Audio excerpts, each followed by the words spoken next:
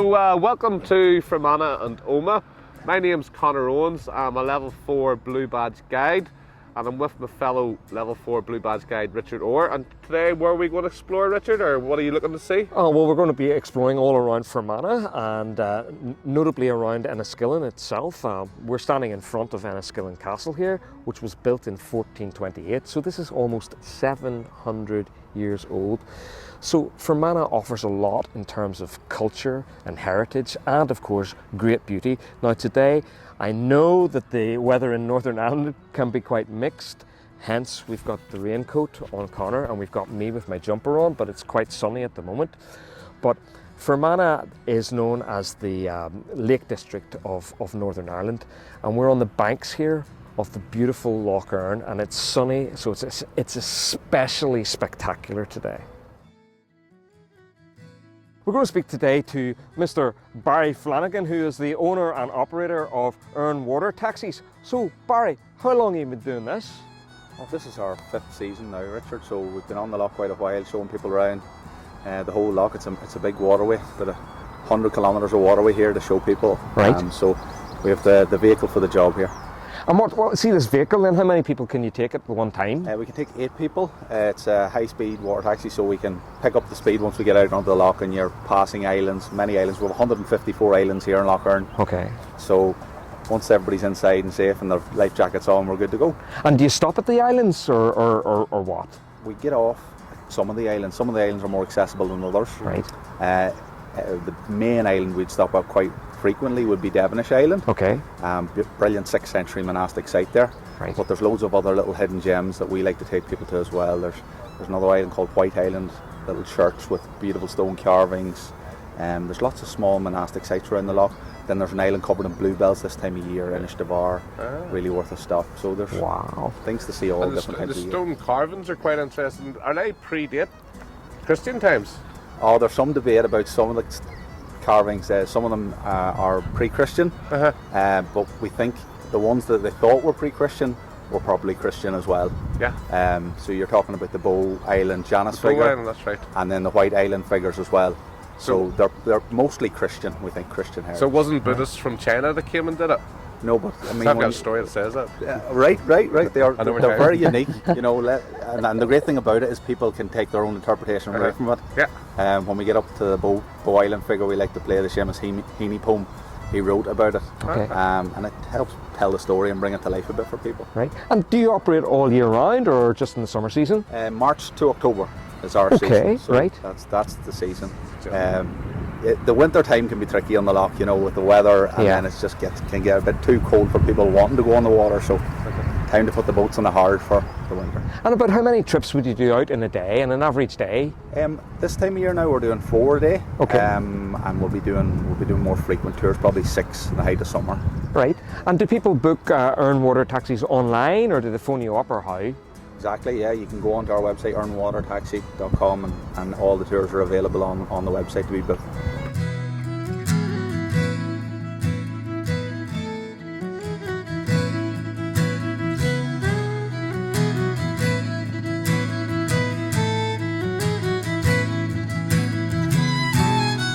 And today we're at Castle Coon, is that right? Castle Coon is one of the big houses in Fermanagh that's run by the National Trust. Okay.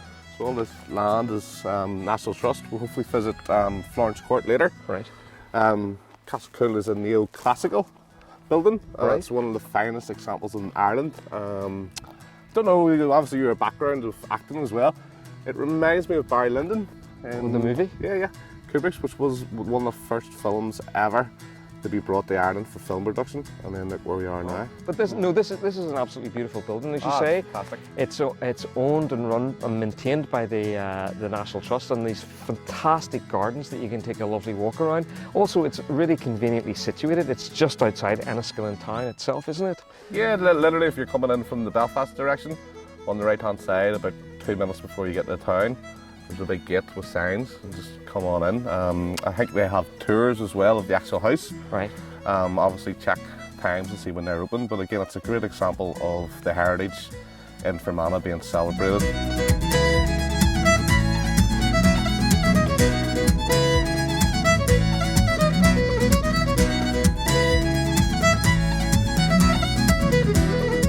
we're at the Ardhone Theatre, which was opened in 1986.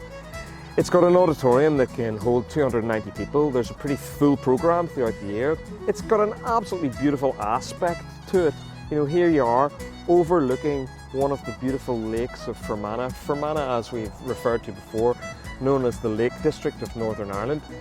And I would be right in saying as well, obviously people associate the arts with places like Dublin and Galway, even our own city of Belfast in terms of music. But actually when you come out to areas like this, Enniskillen, Fermanagh, Sligo, there's an awful lot of poets, artists and playwrights. Would I be right? That's absolutely right, Isn't yeah, it? yeah. So there's something magical about this place in terms of art and culture.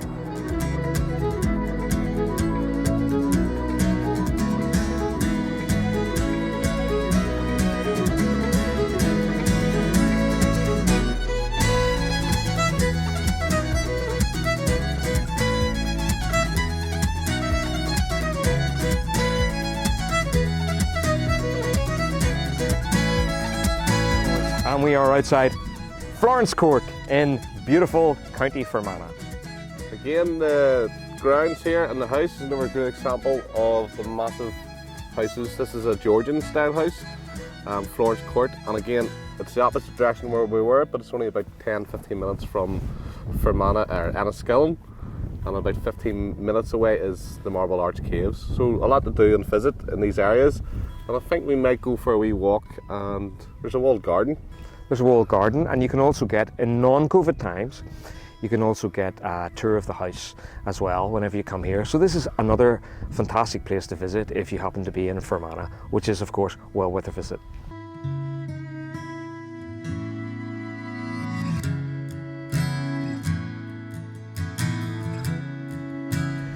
The Marble Arch Caves have been designated as a European Geopark, a Global Geopark, and in 2015 a UNESCO Global Geopark. So it's a place that's well worth visiting whenever you come to Fermanagh. You can also get tours that can take you down into the subterranean caves, so it's quite an adventure. It's great. I've done it recently, Richard, and it's a bit hairy going down so deep, but when you're down the experience is amazing. You're actually in a boat going in the underground caves, and you have the different coloured Stalactites yeah, and all that let's stuff. just say different types of tights, but you know the names of them. Different types of tights, yes. Yeah, the different tights are down there. And then also in the same area, funny enough, we'll maybe go and visit is about half a mile away we have Culca, which is the Stairway to Heaven. Oh, yes, the deep walk going up towards the mountain, and it's fantastic with as well. some So spectacular views. spectacular views everywhere in Fermanagh. It's part of that. It is absolutely gorgeous, and again, especially on a quite bright sunny day like this.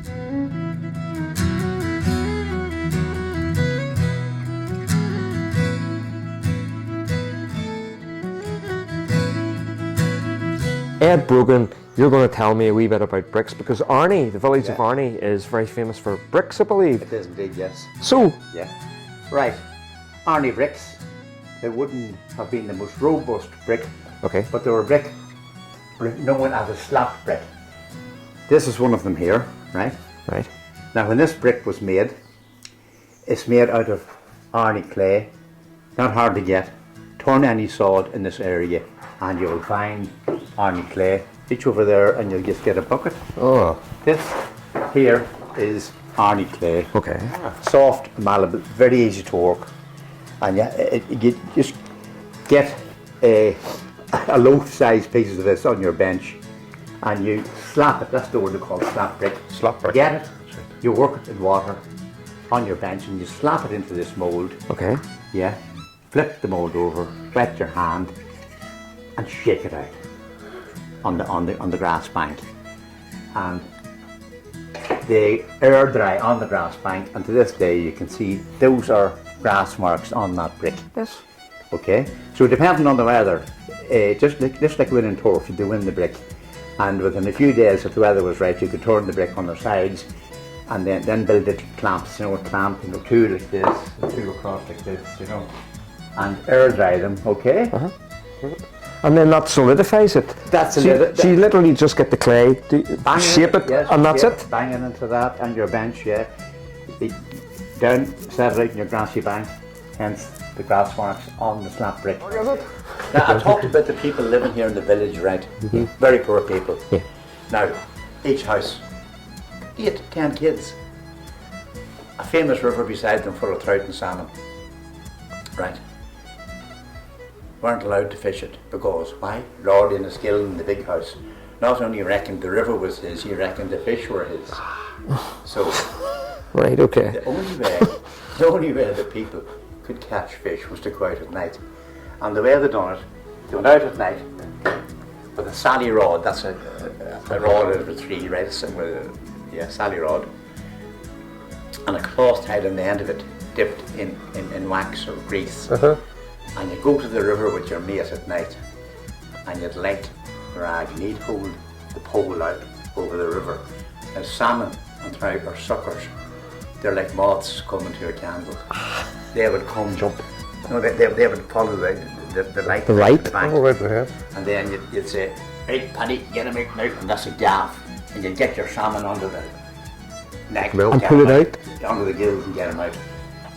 That worked great, but there was a problem with it. The problem was, if you were caught doing that, right, that light at night could be seen for half a mile. Lord Enniskillen had his paid bailiffs on the river, and if you were caught doing this, you were in big trouble. What was the punishment?